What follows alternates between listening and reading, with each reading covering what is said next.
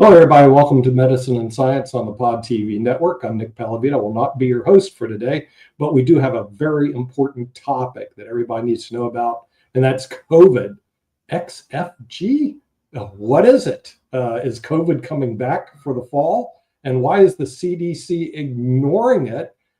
Is a subject for debate, especially what's going on in Washington, D.C. So with that, we're going to bring in a real medical doctor who's board certified in internal medicine that you've seen on the show before, Dr. Michael Patmos, and he can give us an update of what's going on, even though he is broadcasting in from Oahu at 3:30 in the morning. So, Dr. Patmos, you're such a trooper, but what's going on with this new COVID variant? It looks like it's exploding. Well, good morning, Nick. Good morning to the viewers. Thank you for the privilege. I am Michael Patmos, internal medicine doctor, also have added qualifications in infection control and hospital epidemiology, and this is right in my sweet spot. It is 3:30 in the morning, but this topic is so important that I wanted to do this, even though I'm traveling and it's the middle of the night, because this is so important for public health and for my fellow human beings to understand what is going on. So yes, there is a surge right now of a new variant of COVID called XFG or FXG. It's Stratus is the easier name to remember. And this is a variant of COVID that emerged from a human being in Southeast Asia who had COVID infection with two different strains. And those two strains got married and made a baby. And that baby is Stratus. It's a new strain that came from the mixing of genetic types, of two different genetic types of COVID. These genetic changes are small and subtle, but they can change the infectivity and result in basically a new virus that we have not seen before. So it raises and right now it's surging all across the United States. In fact, I see patients every day virtually, and I saw some patients last night, one of whom I sent to the emergency room, a 29-year-old man, previously healthy, 29-year-old man who couldn't breathe. That's a bad sign with COVID. When you can't breathe, you're in trouble. So I sent him to the emergency room. So I'm still seeing COVID almost every time I log in and do any kind of see patients medically. I'm now seeing COVID again every day. The background positive rate right now in the United States is 11%. What that means is roughly 1 out of 10 people has COVID. So if you go out into the store or anywhere you go, just think about this. 1 out of every 10 people is a virus reproducing and spreading this, is a host reproducing and spreading this virus. They are virus factories. We are virus factories. The wastewater levels have surged by 60% around the United States. We're now seeing 500,000 new cases per day, and emergency room visits are soaring.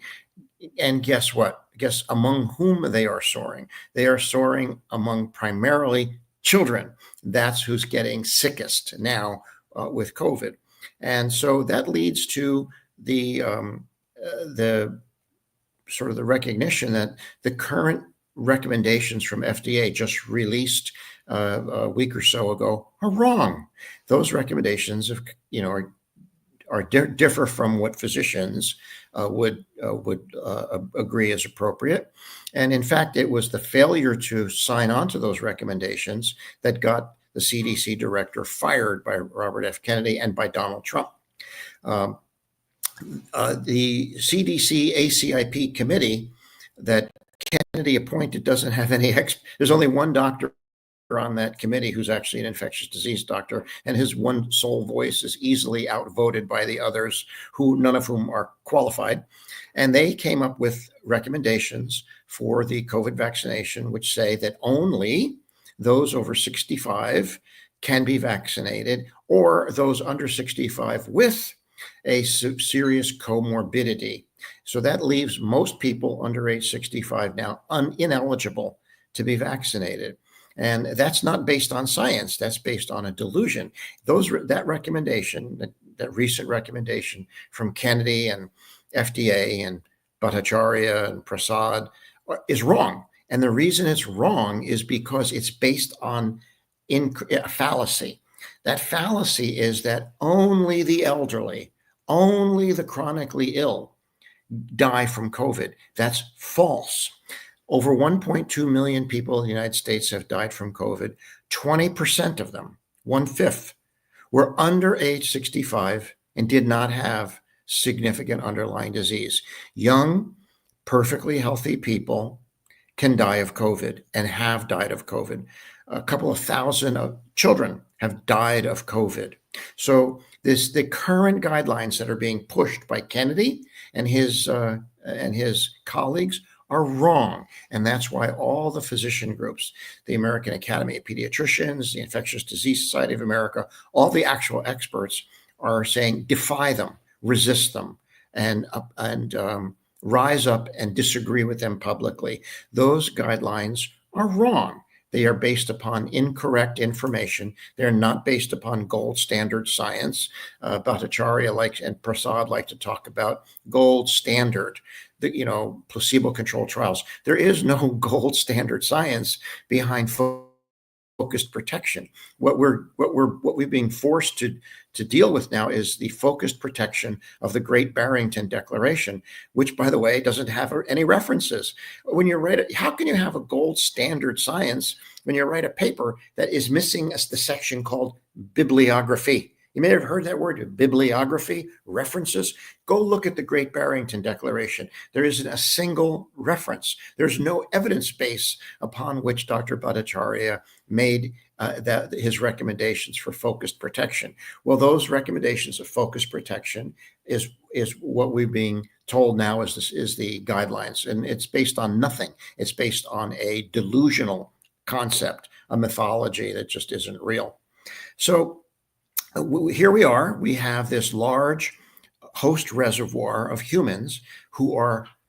It's very important for people to understand the concept of what is a host reservoir. A host reservoir is an animal or a plant that within which a virus persists and is maintained. You have to understand what a virus is. A virus is just a piece of genetic code. It doesn't exist out in the environment walking around. It exists in organisms like us. We can be the host reservoir for viruses. We were the only host reservoir for smallpox, which is why through vaccination we were able to eliminate that. If there's no human with smallpox, there is no more smallpox. It doesn't exist anywhere else. Well, right now, humans, us, we are the host for COVID. We're where COVID lives. We are the reason why COVID persists and why it is mutating. It is people who voluntarily or involuntarily serve up their body to be a copy machine or manufacturing plant for the virus. It is within the host that the virus is maintained, that it mutates, it replicates, and then it disseminates. So we are the reason COVID exists. Why do we have an enormous host reservoir? We have an enormous host reservoir because we did not follow the advice of infection control experts to contain the infection in the beginning. The reason we did not follow the advice of infection control experts is because Donald Trump didn't want to. Because had we followed that advice, it would have had significant adverse impact economically. It would have been a big disruption. We did it for a little while, but he didn't like it. So he fired all the infection control, infectious disease experts, brought in all these fake experts to tell him what he wanted to hear, and allowed the virus to become endemic in a human host reservoir in the United States and indeed around the world. So we have non-qualified people who don't. I mean, Bhattacharya is an economist. When you have an economist offering guidelines to treat and prevent a disease, you know you're in trouble. So anyhow, that's where we are today. It's a very sad state of affairs that we have another surge, and we're being actively told now, you just can't get vaccinated. And remember, the purpose of vaccination is to prevent death. That is the primary purpose of any vaccination, is to prevent death. The secondary purpose is to prevent severe critical illness, landing in ICU on a ventilator for a month or 6 weeks, that's a horrific thing to have happen. A tertiary goal and a quaternary goal is to prevent any illness at all. But our primary emphasis is on preventing death and severe disease. And for that, the COVID vaccination, the mRNA vaccination is extremely effective. It's about 90 to 95% effective at preventing death, which is what our goal is as physicians. So here we are, just keep an eye on as things evolve.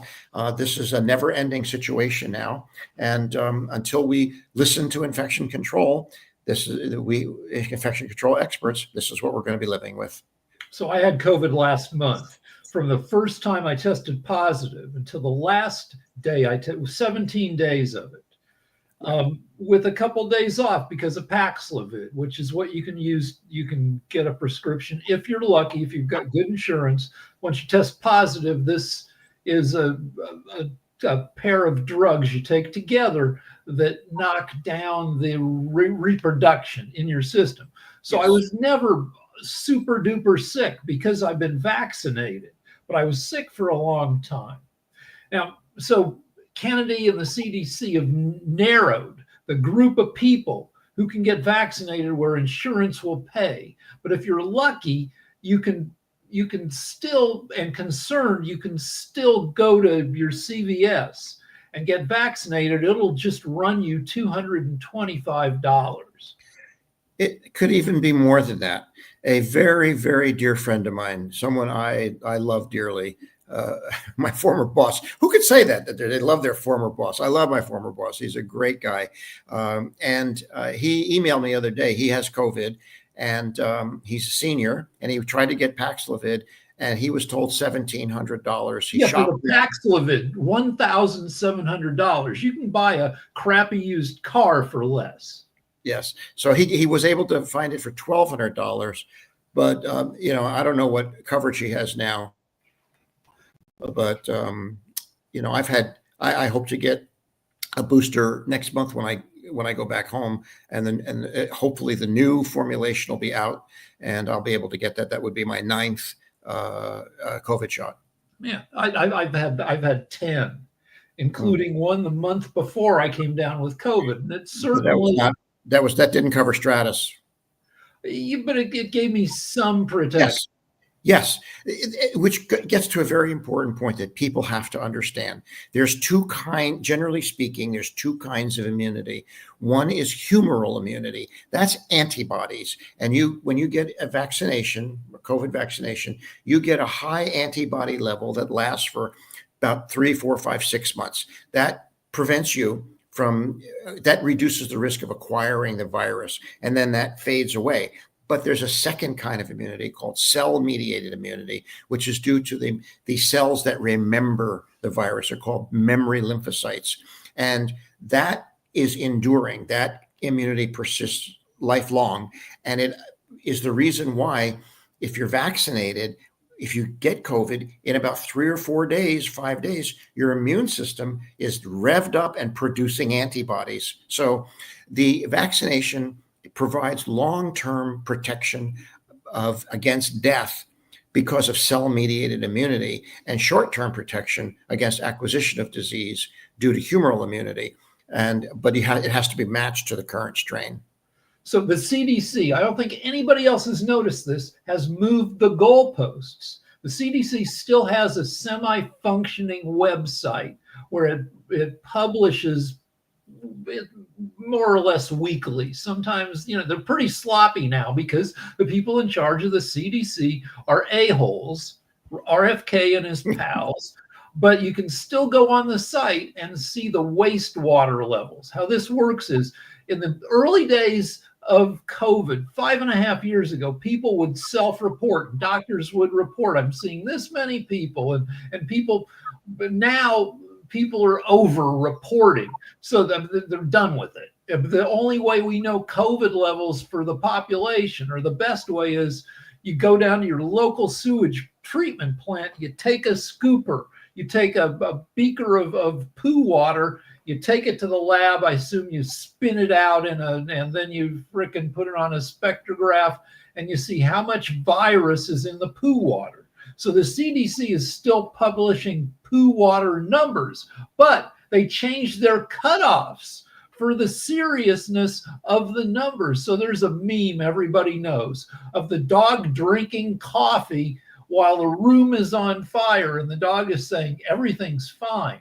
The CDC raised the cutoff for very low levels of virus in the poo water from 1.5. Now it's up to 2. So they're saying 2 is still okay, even when it used to be 1.5. The next cutoff for low, they raised it from 3 to 3.4. They're saying shit is better than it actually is, and they're fudging the numbers to do it. Yeah, that's not the first time. This was what happened in your first wave of COVID. Trump forced that. Remember, he went on TV and he said, "This is all going to go away. We got this under control. We're going to have 15 cases total. We're going to have 15 cases. A dozen, basically." And, the interesting is he knew otherwise. He told Bob Woodward confidentially that he knew how bad it was going to be because the doctors told him this is going to be really bad. So he knew it was going to be bad, but he chose to go on TV and say otherwise because he just didn't want to hurt, what he thought were his reelection chances. So it's really, really a sad thing. It annoys me because first of all, I hate to see people suffer unnecessarily. But secondly, I'm a board certified internal medicine physician. I've been a faculty member at 3 different medical schools, clinical adjunct faculty member at 3 different medical schools. And I made rounds over the decades. I've made rounds with hundreds of physicians, residents, fellows, medical students over the years. And the people who are in charge now wouldn't even qualify to be able to go on rounds with me. There's no one with who never even did an internship, an economist who never even did an internship that would be able to have permission to go on rounds in the hospital. And that's who's now running the FDA, a doctor who never even did an internship. I'm sorry, but medical education doesn't end when you get your MD. The MD is the beginning of your medical education. It's what happens after that makes you a real doctor. It's the internship, the residency, the fellowship. Dr. Bhattacharya never even did an internship. If I were making rounds and he showed up on the wards, I'd say, well, who are you? Oh, you're an economist. Well, that's very good. Thank you very much. But I don't think we need you on rounds with us. He wouldn't even qualify to go on rounds, in a basic rotation. The woman who Trump wants to appoint the Surgeon General of the U.S. was training to be a surgeon. And in her last year, she got, I think, her medical degree. But that when you're training to be a doctor, it doesn't stop. Your training goes on for years after you get your degree. You get a residency and you work in the different fields of medicine, and it goes on and on and on. It takes like 7 years to become a fully practicing doctor. She quit after 4. She freaked out, and now she preaches along with her brother. They preach that along with RFK, they all believe that the disease is nothing to worry about if you eat well, which is not true at frickin' all. Yeah, you might be healthier, but it doesn't protect you from getting sick. Exactly. Well, her background is interesting because, she was in a ear, nose, and throat residency, which is a 5-year program. And she quit 4 years into it. It's the hardest year of surgical residency is the first year. That's the year that they, kind of make it really difficult, like boot camp, and kind of weed out people who can't handle the stress. She made it through that and left in her 4th year. Something happened. It's been kept quiet. I don't know. Who knows what the real story is, but something happened. You don't leave a surgical residency, a 5-year residency in year 4, when you just have a few months left to go and you can be a board certified ENT doctor. You can still go do whatever you want to do afterwards, but why would you walk out? It's like quitting, Nick, it's like quitting law school 1 month before you graduate. Even if you hate it, you'd finish, the last month. And her story is that she got mad at the medical profession because her mom had pancreatic cancer, and she was mad at the way her mom was treated. And that is a little bit of a garbagey story, because you can't, pancreatic cancer kills 80% of people within like 2 years, no matter what doctors do. So even the best medicine is generally not, you have to be really lucky to survive pancreatic cancer. And pancreatic cancer is a bad disease. But so you mentioned that it's the fall now, more or less, early fall, and COVID is heading up.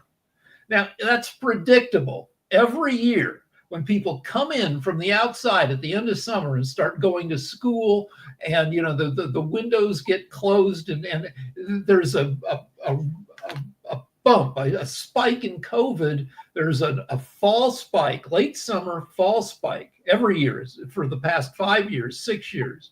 And then it goes down for a little bit, and then you get the Christmas spike. So this is predictable. And if you're thinking about getting vaccinated, now's the time, because COVID it'll be going up roughly through January, won't start declining until February or March. So look at what we have done with our bad policy. We have created within the human host reservoir a sub-reservoir. That sub-reservoir is children, because we have been told don't vaccinate children. They're not allowed to vaccinate children. So we have this pool of unvaccinated people who are hosts for the virus. The virus is now reproducing exuberantly in children. They're making it, they're copy machines. When you see your little 7-year-old come home from school, look at that child and see a Xerox copier that is now spewing out copies of the virus. And so we have created a sub-reservoir within the larger human reservoir, unvaccinated children. And now we've taken those unvaccinated children, infected children, and clustered them all together in the classroom, where they can all get sick and then share the virus and bring it home to mommy and daddy, and importantly to grandma and grandpa, who may have cancer or lymphoma and be overwhelmed because they're not getting vaccinated either, because they're listening to these fake experts. There's another thing about how COVID damages the body.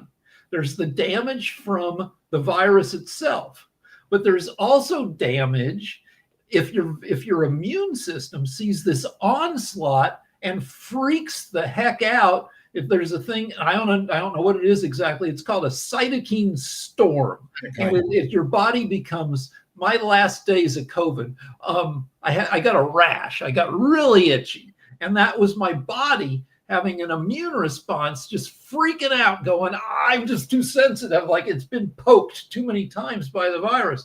And the cytokine storm, your own immune system, can damage your organs. And I would assume, I don't think I got much of that, because I'm old and my immune system isn't that great compared to a kid's. The people with the best immune systems, I assume, are kids. And so I assume when they get COVID, especially if they're unvaxxed, they're facing a lot of damage to their organs. May not show up now because they're kids and they're pretty durable, but down the road, they may have done, stuff to their lungs, to their brains.